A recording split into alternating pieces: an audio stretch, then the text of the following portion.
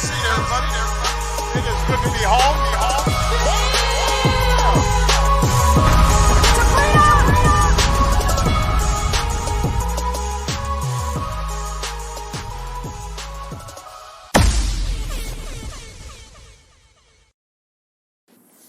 Hey, Higher Ed Nation. For this week's gratitude segment, we would like to pay homage and say thank you to RBG Ruth Bader Ginsburg. She was an American jurist who served as an Associate Justice of the Supreme Court in the U.S. from 1993 up until 2020.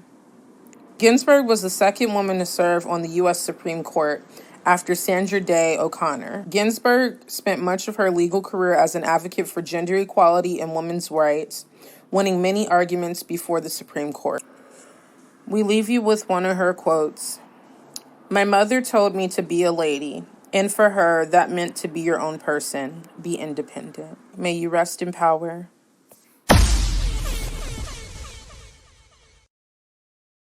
Hello, everyone, and welcome back to the Higher Ed podcast. It's not strange to see college and universities preach a mission of inclusiveness, diversity, and even create a picture of a place where people of color will find a community, where they will find support, where they will find allyship. We know that historically, institutions of higher education have legally and socially excluded people of color. However, white identifying individuals have held an institutional legacy that was previously denied to people of color. But have colleges and universities really put that past behind them? Is there a true white allyship? Let's determine that by talking about experiences with institutional whiteness. What do you all think? That was a deep intro. Oh shit. That was beautiful.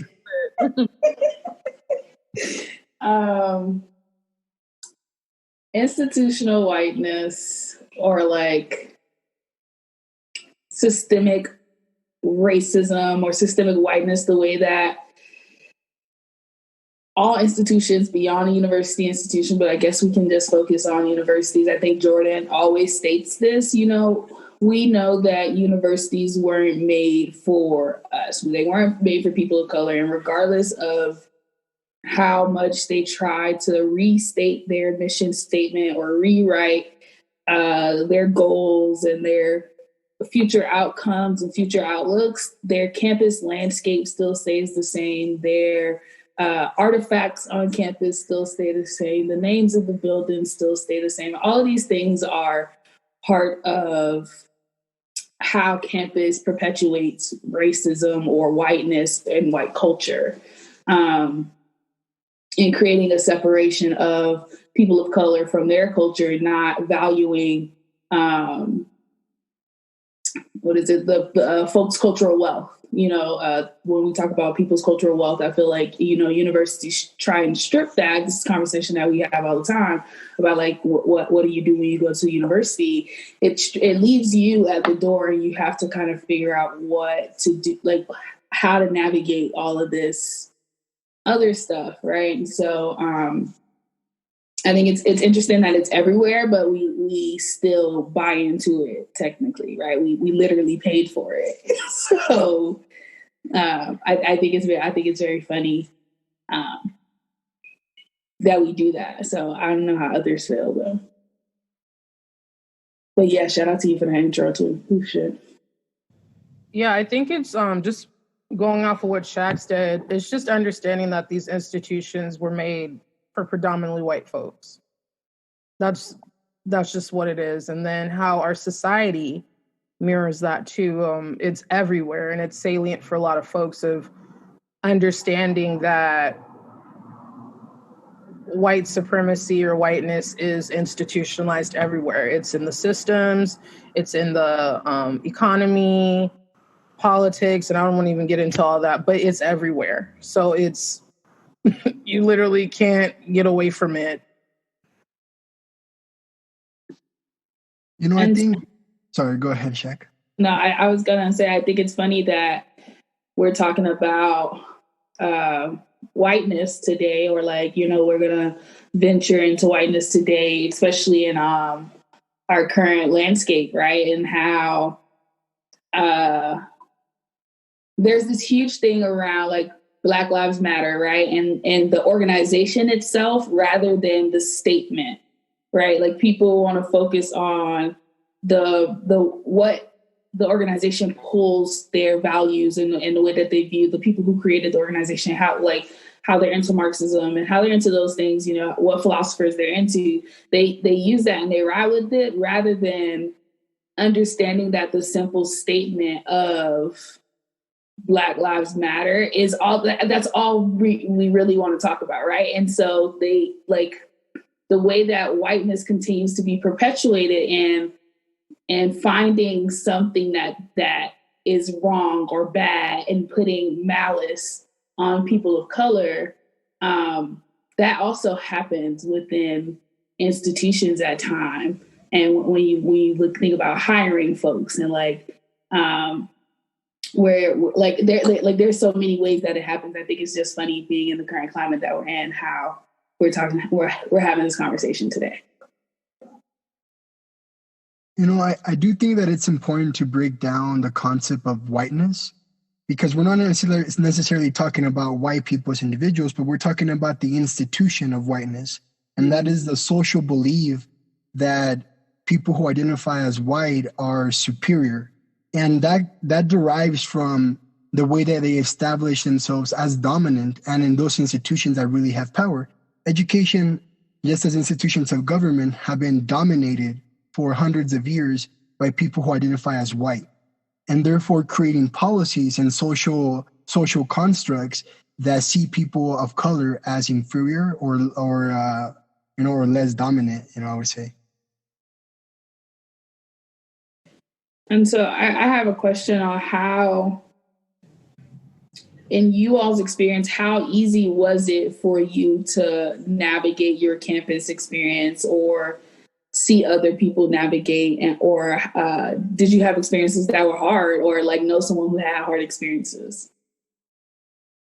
I really only have worked in predominantly white institutions as like a grad student or as some form of a pro staff member, right? And what's interesting is to see how, well, for me, it's dialogue and communication and the way that certain things are relayed. I don't think everyone at the table sees how impactful the things that you say to your staff or your team or your department are, specifically coming from someone who identifies as white. Whether they own that whiteness stick is something that you have to recognize in a workplace, right? Mm-hmm. And I don't think individuals, there's some who are people of color and even other white identifying individuals don't understand that dialogue and communication is really where we see the biggest, I don't want to say threats, but kind of attacks on identity, specifically at PWIs or predominantly white institutions. So it's interesting that it's myself and a fellow new staff member, and how I can pick up on dialogue and they're like, oh, I didn't pick that up, or I didn't notice that. Is it because you didn't choose to? Or is it because you simply don't have the recognition of what's said? Because often it's thrown back on the person of color to say, oh, you're thinking too deeply into it. No, I'm here to tell you, if I feel it in my bone and my pinky toe, 9 times out of 10, the damage is already done because it's how it's perceived. So I think it's really a conversation needs to happen about the perception and how others receive whiteness at institutions, because that's where the issues begin and that's how they really stem from, at least in my experience. Yeah, absolutely. I think it's pretty similar to what I was saying when people kind of ignore the simple fact that, like, they have that option to ignore the simple fact that the statement itself, like Black Lives Matter, is the most important thing you should focus on, but they choose to focus on those other things. So having like when we talk about white people checking themselves, is talking about having that understanding of like, you get the choice to choose. Like you have that choice on what information is coming into you, on how you feel about that, because you know that it's not a direct attack on you. It's a lot to say, but you know that they're not talking about you when certain information is being handed. And so I think it's also like, I don't know, it's a very tricky subject. And I think that's why people are afraid to have that conversation. So how do you all, oh, go ahead. Absolutely. I think a big piece of it is really preparing yourself if you choose or you make the decision or if circumstances really push you to, because let's be honest these days, if you make the choice to work at a PWI or a largely white serving institution, you have to be prepared for the dialogue and the meetings and the situations where that will challenge you. And you have to be able to personally will yourself back in, because depending on who you are and your lived experience, you may be ready to pop off. And from personal experience, do not pop off. For the people who are using Android devices, I'm going to say it again real slow. Do not pop off. It is really how you respond and how you navigate that situation. And there's always a politically correct way to nip things in the bud for those who get that saying. And for those who don't, there's always a politically correct way to handle these situations as they come up. Most definitely. I'm going to push back on that a little bit, because at what point, I agree to not pop off and strategically respond, but at what point is it that we're censoring ourselves? Because I know that I feel like from my experience, going back to Shaq's question about navigating a PWI, or have we done that, when I went to San Diego State University for my undergrad, and being from Los Angeles, where I went to a lot of diverse schools, I got to San Diego and I was like, y'all, it's snowing out here. You know, it was insane for me. It was a big culture shock for me.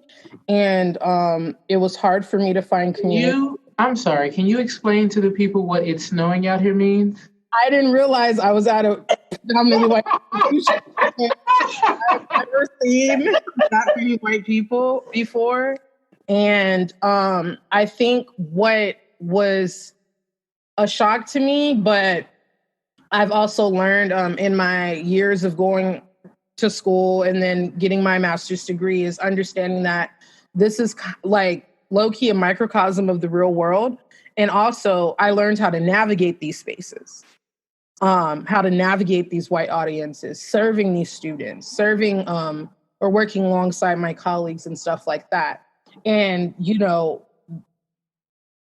I like what Jordan was saying, is like, you have to, when you decide to work or go to these places, you have to prepare yourself. And I think that's true. It's you definitely do have to prepare yourself. And it's not only of what you're going to say or having these conversations, but preparing yourself to be the only person that looks like you in these classes, in these meetings, in these workspaces.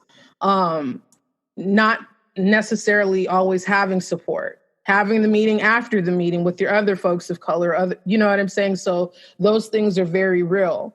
But I'm pushing back because I think we're finally at the time, and we go and we learn these things and you can't unsee these things. But at what point, when we're using politically correct things, are we censoring ourselves? Why am I get it. And I'm trying to dismantle like my code switching in these spaces. But why am I doing that?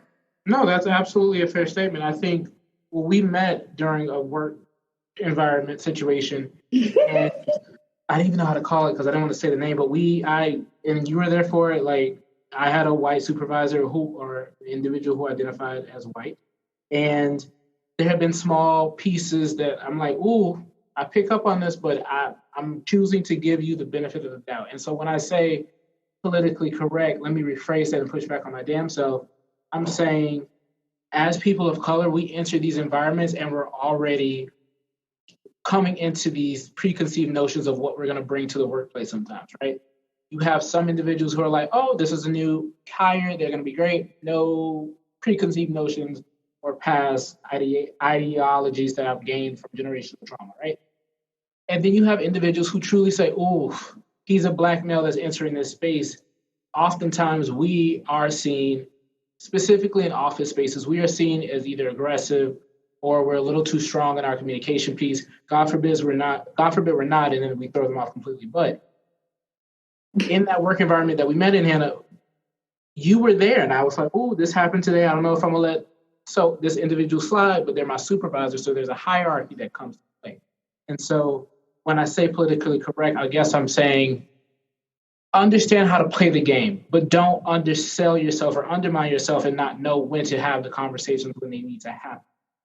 For example, I let it ride. There was a situation where me and Hannah were having a conversation, and this individual walked up, they identified as white, and said that, oh, I forgot you were Black.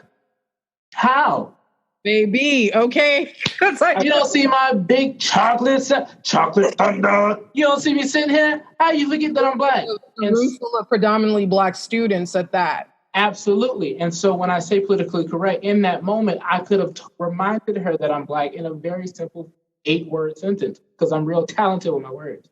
But it took me to step back, process, and have a conversation with her and let her know, A, you work with students of color. We need to address that. 2, you're my supervisor, I'm a supervisee, and there's a hierarchy relationship that comes into play with certain things that you do. So I'm not saying never go to work and feel like you have to play the game to the point where you're silent, but play it where you're not playing into stereotypes and these notions that they have of us, and be prepared to have the dialogue in a setting where you are still the professional, because at the end of the day, we are still overcoming a societal norm that has been placed on us as people of color. I don't care if you're of Latin descent, a Caribbean descent, Afro-Caribbean, whatever identity base you are stemming from, understand that when you go into a workplace, there are already preconceived notions about you, and how you respond to certain issues will impact you. And I'm speaking specifically for professionals. If you're a student, you got a whole bunch of time to learn. Go ahead and act a fool. Don't do that. I ain't got nothing to say. And that's just that on that. But no, I do want to emphasize Hannah's point. Don't be bullied at your job, your internship, your assistantship, because we know them as violent free. You need to advocate and stand up for yourself and recorrect some of these social injustices that happen to you.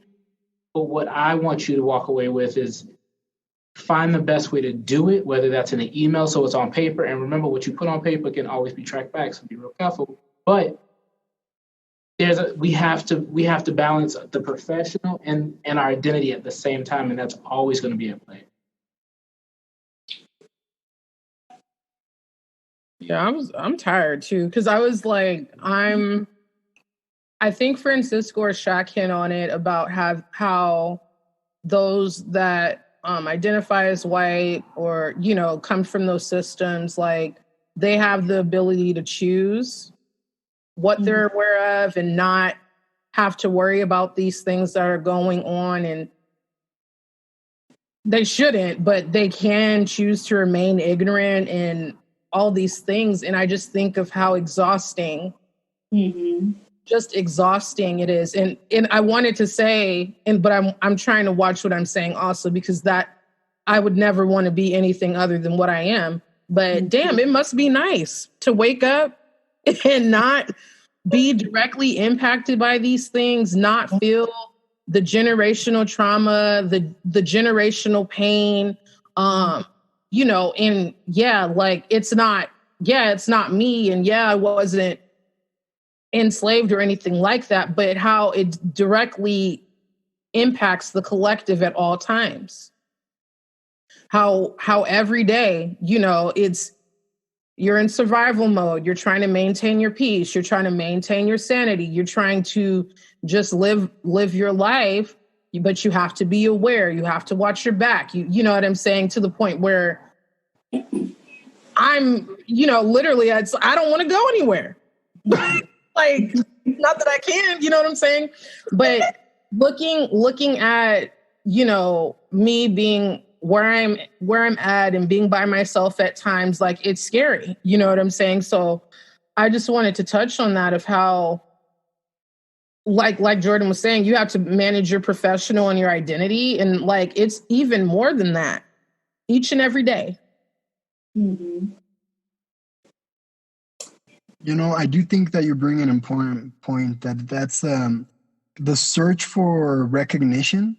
I think there was always this belief that I needed to prove myself, that I needed to fully embrace this idea of cultural whiteness in order to be accepted, in order to be a professional, in order to kind of fit in. So I feel like that was always a struggle. And it makes me think a lot about my participations in clubs and organizations during during my college times, because there's always this kind of fight for a space on campus. And there this idea that you have to, be part of this club or be part of this organization because you're categorized as a minority. The way that universities create space for students that identify as a minority, I think sometimes is something that I struggle with.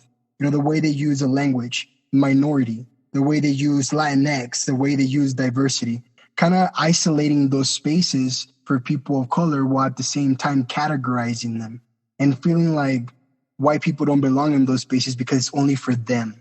While the institution is the one that holds that responsibility to kind of educate everybody and to, work together and deconstructing those social constructs and those ideas that exist on campus, and that's the belief that white people are superior sometimes. So I struggle with that narrative sometimes on campus. I don't know how you all feel. I mean, I agree. I feel like for me, language, it's really about language for me. I don't necessarily like using the word minority. Because of the negative connotations that it has, automatically subscribing to that when that's not always the case, when it's really we're marginalized individuals. I like to use minoritized because I was placed in this position, so I didn't use that. Exactly. And that's what I'm saying. Words have power. And I read it somewhere, I don't remember where, and I don't remember what specifically that they said, but it was something like, let's stop using white supremacy, and using white with another categorization, because we give words power as well. If you're repeating, yes, we know there's white privilege and there's white dominance, I think the word was. But in this, I'm sorry for our white listeners, but I don't necessarily believe white is supreme or is superior. You know what I'm saying? So it's like how we utilize our language and stuff like that, and institutions ingrain that in us too. You go to grad school, I'm in my specific program, a lot of people not complain, but a lot of people have things to say about the specific school that I'm in, how there's this language, it's like its own vocabulary that people don't understand. And when you go to institution, you subscribe to that through their missions and values and understanding like that, and how that can have an effect over us. How we get these buzzwords of inclusion, equity, and diversity when there's really no action behind it.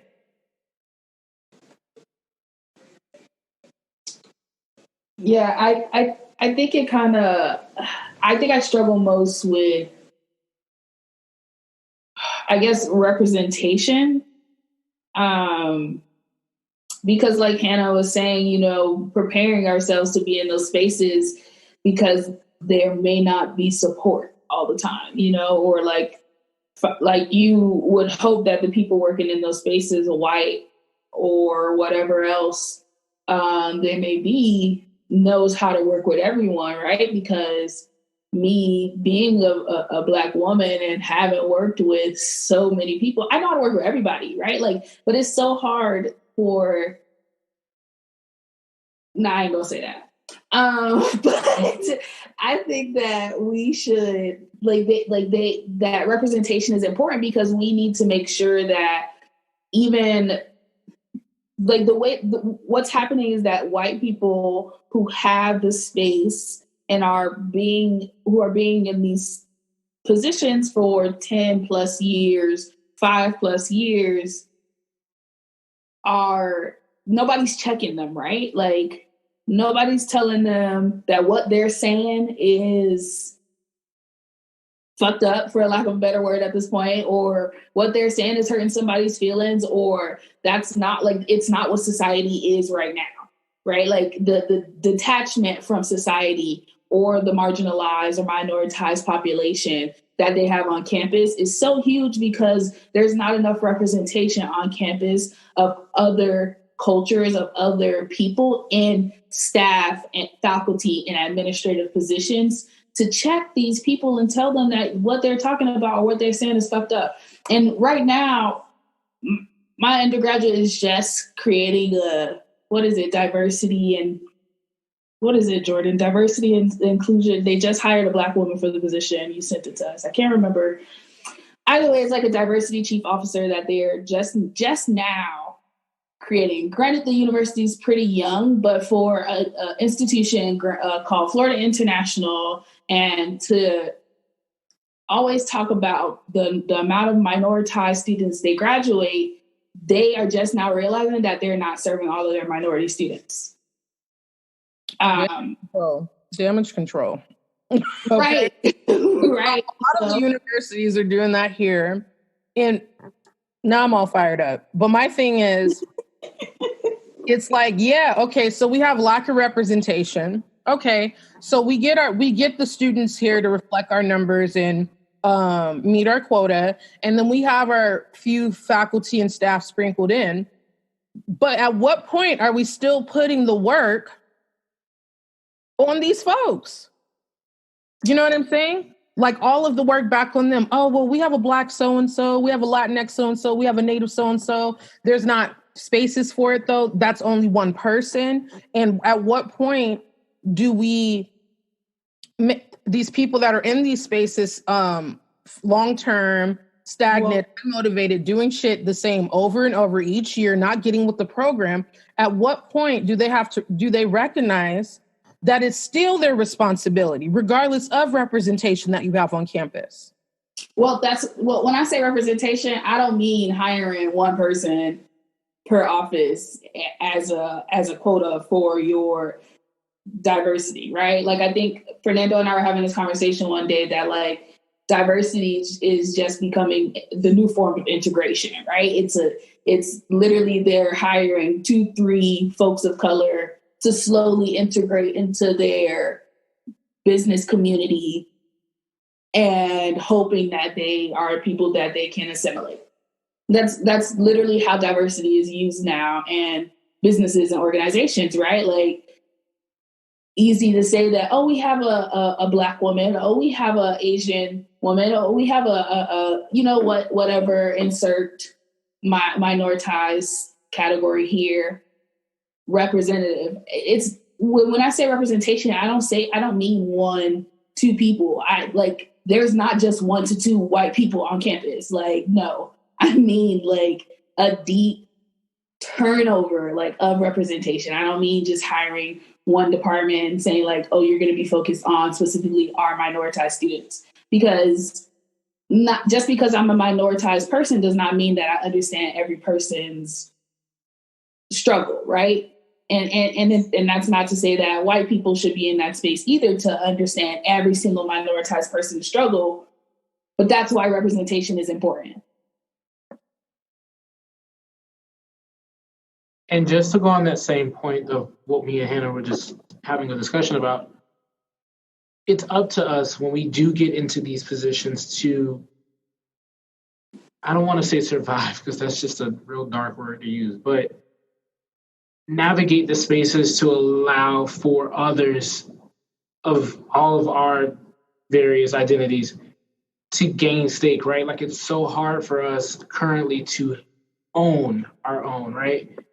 Because small businesses are being threatened right now, especially with everything with COVID. So in my eyes, and this is just my perspective, if I can carve out a lane that someone else of a marginalized or minoritized identity can step into, mm-hmm.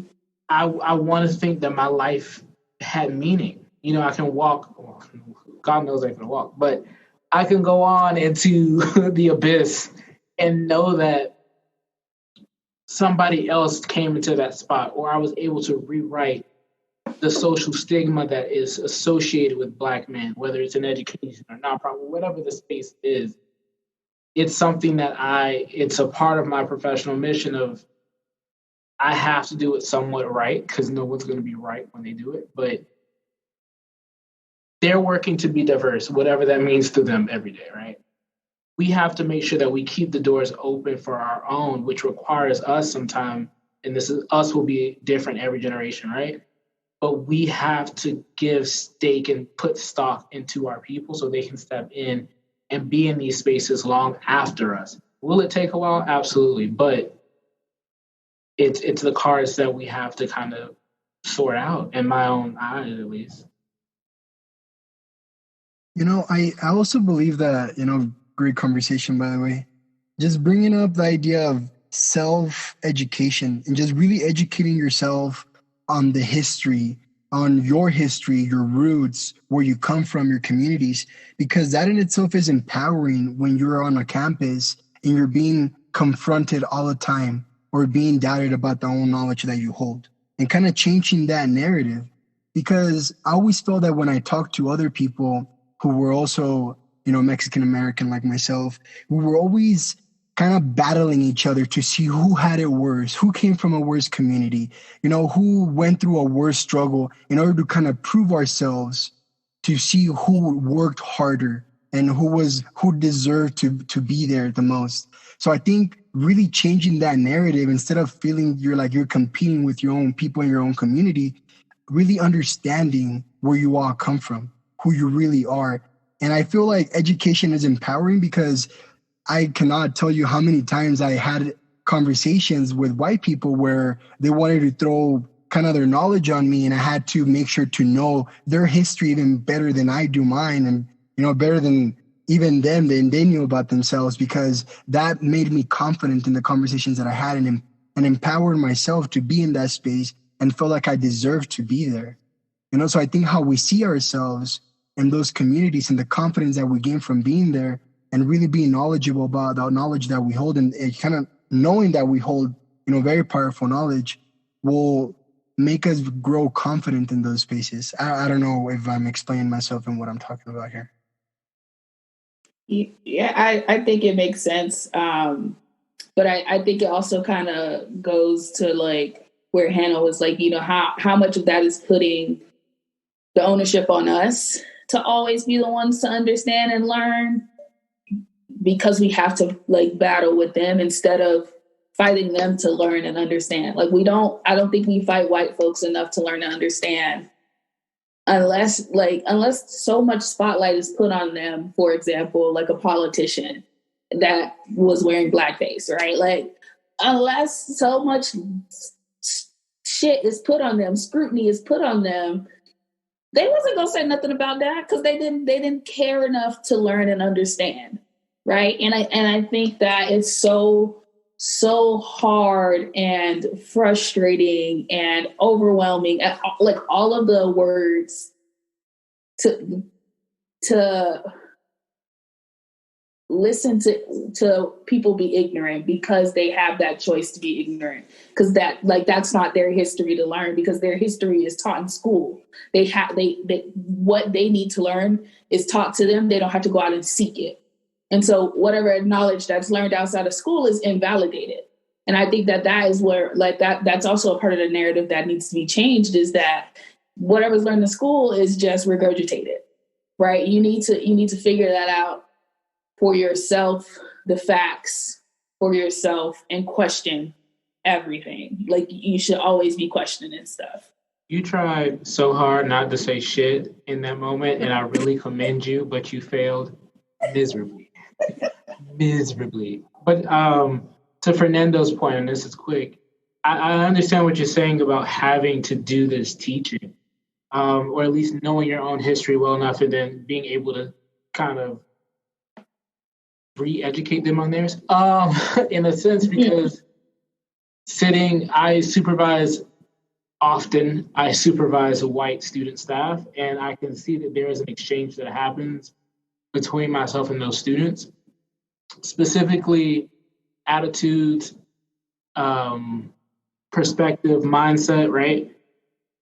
at this point, there becomes a situation where I can see students move from, oh, this was your past supervisor and that's the way you thought, but I'm going to challenge you to think differently about a situation based off the characteristics or the characters at play in the situation. And so, though it's very small and it happens like behind closed doors or behind the curtain, us being in these positions or us working in these areas, we do a lot of teaching just by the very fact that we're engaging with students who may be predominantly white. When it comes to working with professionals, I think it's a little different because they may be a little more sought out in their ways. I think a caveat to student affairs is that for a good portion of the field is really on the inclusive excellence, all people are people, welcome everybody, open arms. Like we try to promote this idea of being inclusive. And That's true. That's true. right. I think we are very, I don't want to say blessed because after the day I've had today, I think we are in a field that maybe gets it a little bit more, but also our field is siloed in an institution that is developed on some principles that are real outdated and generational based. If you go back to your founding Cambridge, Oxford colleges, they were built upon white, I'm not going to say supremacy, I will say domination or dominance, and they were mostly tailored toward white men, right? And so fast forward to where we are now, you're still working to overcome that. You know, look at your college presidents. Take out your HBCUs, take out your abroad institutions, because I don't want to forget that I don't want to undermine the fact that we have colleges and institutions abroad as well, who are serving as your university presidents. That's a very hard position to get to, right? Like there takes a lot of elbow rubbing. You got to fundraise. You got to talk the talk. You got to, sometimes choose to be a puppet, but that's different. You are working specifically for education. I know that all fields have this piece of identity, but every week we go to work working to overcome the very foundation of what education, specifically higher education, and traditional primary education as well, was built upon. And I think it's important to know that there's some teaching that happens, and there also is a fight, as Shaq highlighted as well. What I want to add to it is that don't always go to work and be the one fighting, because episodes ago we talked about burnout, and if you are the only one fighting, you will be burnt out. Very soon, just real synopsis, I will be the only Black professional pro staff who is in my department. We have a smaller department because the other female who identifies as Black American, Caribbean descent as well, is leaving. So that's a big piece for me. I'm like, oof, I now have to mentally come to terms with that, because that's a big piece. I'm not going to lie and say I didn't go through an interview process and it's like, okay, how many of these spaces can I just register real quick? But I now know that when it comes to certain issues, because we're not done with the Black Lives Movement, that was only the beginning. I highly feel that though there was some progress made and some conversations happened, we every so often will have to remind individuals. And that's not only for Black lives, that's for all lives that have been historically wronged. We go to work and we try to fight that every day. And it's something that we have to keep at the forefront of what we're doing. Yeah, and I think I agree with what everyone said. And what's sticking out for me is just really, as a Black person or people of color, you go to college, it's seen as an opportunity. I like what Fernando said about how there is this intercultural competition, but also it's we write a personal statement. They want to hear our story. So I tell you how unfortunate my life was in order to get into this college. And then I get in and I'm not necessarily supported in the way that I need. And I get in and I go to these classes, and this is not for everyone. I'm not putting this on everyone, but everything's so tied to my identities that I have to worry about that and carry that all the time. Whereas some folks, they just go to college and They go to their classes and they party and that's it. And what was truly liberating, education was liberating and empowering for me because I got the chance to finally encounter and learn and see and understand true African American history. Baby, okay? Like it was like and it's funny because Fernando was like, yeah, we got to know their history. I was not good at history. I was not here for the American history. I couldn't tell you. I don't care. You know what I'm saying? And I don't. I'm not for it. But once I got into some African American history, Africana studies, every GE that I could take that was Africana studies based, I did. You know what I'm saying? And it's really liberating. And what's crazy is the amount of, I go to college to learn, but I unlearned so much shit. Mm-hmm. I see so much clearer now. The systems that are in place, the systems that are before me. Okay, I went to grad school. That was putting on a new pair of glasses there too. Okay, working in these institutions, understanding how these powers that be are still in place constantly. And once you figure out one system, there's another one at the door for you to dismantle. So I think that it's crazy. You know, it's really crazy. And I'm glad that, you know, that's one thing I'm really happy for the undergraduate institution that I chose because of the instructors there that I still have relationships with and understanding things about the diaspora. But and they have a wide range of those programs for other marginalized, I don't want to say marginalized, but other cultures. They have Latinx and Chicana studies. They have Native studies and stuff like that. So I think that that's important. And I know that that's not available at every university, especially these predominantly white ones, especially these predominantly white private institutions. You know what I'm saying? So I think, yeah, there's a lot of learning and unlearning, but it's all navigation that happens at the end of it. And like, Jordan, I feel for you. I'm sorry to hear that. Okay. I'm really sorry to hear that. They'll be all right. They'll figure it out. But, yeah, I just like, what I do is I just show up as myself authentically. I know some people read these resumes. It's probably why I ain't got a job now. I don't know. But I show up to these, I show up, you know, I send my resume in. They see my name's Hannah, it's cute. Okay. Then they see me and I'm like, hey, and I have the earrings on. She's locked up now. You know what I'm saying? And this is a part of my personal journey and like just remaining authentic in all these spaces. And if you can't take it, that's fine. Because at the end of the day, I'm tired of Bob. Not Bob. Shout out to Bobs out there in the world. But if there's a listener named Bob, there's no offense to you. Bob, you didn't do nothing to us, Bob. It's literally the first thing that popped. I'm so sorry, Bob. We sorry. But I think we're coming at time, and so I wanted to go ahead and get one last question. And hey, you're getting good at this timekeeping thing. Listen, I'm so sorry to cut you off. We have understood that the first episode of this season was an hour and something minutes long. Never again. We will promise you. Yeah. And so I think I wanted to ask if there was something that you would like leave your white colleagues, our white listeners, or even our people of color, and leave them with something as far as navigating a space, having a conversation, or even learning something new and how to do that for themselves. Like, I'll say my number one thing, like, don't come ask me about my struggle so that you can learn. Like that's not learning. So like, how can we get folks to go out there and do those things?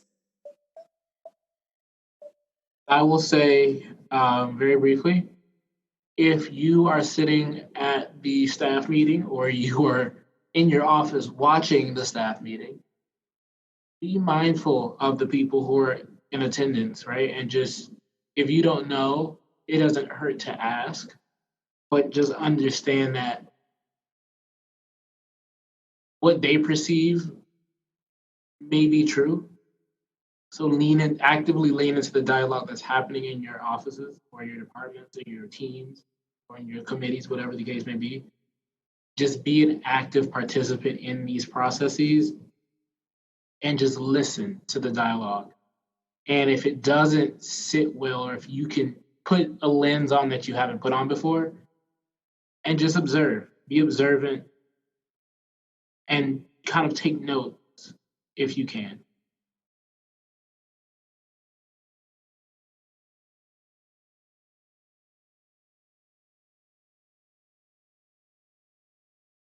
Cool.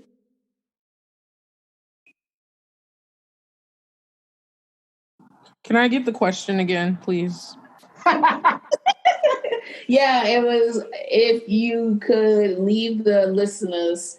So, how can folks go out there and learn about how they can be better at serving individuals or having conversations about the whiteness that is perceived or that continues to happen on campus? Like, what is some advice that you have for the folks? I would say for my white counterparts and allies, do the work.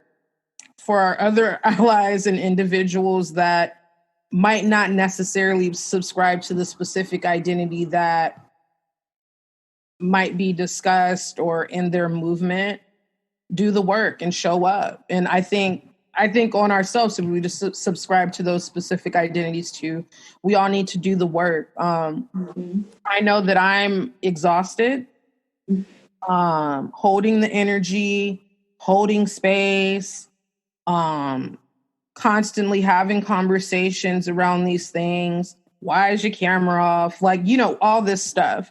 I'm tired of it. Or, I have to be so intentional in navigating these white spaces, but some of these things that y'all be saying just fly and just end up with the sorry. So I think it's just time for y'all to really, really be intentional and start doing the work, and also not being afraid to ask questions, but just be mindful of the questions that you're asking. Yeah. Just go and do the research before you came and asked me that question. You know what I'm saying? And I shout out to the allies that are doing the work and that are having those conversations and are using their bodies in the fight towards injustice and are advocating for us and stuff like that. And this is not an easy conversation. It's not an easy thing to navigate. And I think that's what's so frustrating about it. It's just like, it's just a lot of like trying to balance things, being intentional and mindful, but not wanting to compromise your character and stuff like that. So I would just say overall, it's to do the work. Everyone needs to do their own work and research and being mindful, but really just being intentional in that aspect of things. Yeah. Yeah, I think that one message I have for other students and people of color would be that your struggle is not all that you are. It's only part of your experience. So don't identify as that. And, to be prepared, because honestly, it's not easy and it won't be easy to dismantle institutional racism. And it requires a lot of work and a lot of self-care and just a lot of dialogue, and be open to communication and be always open to, kind of create that space for other people to speak about it. But you have to, you have to say it's there. You have to recognize it's there when it shows up. Absolutely. Yes, folks. Do the work, run the numbers, read the books, all the works. Just make sure you do it. And that's it.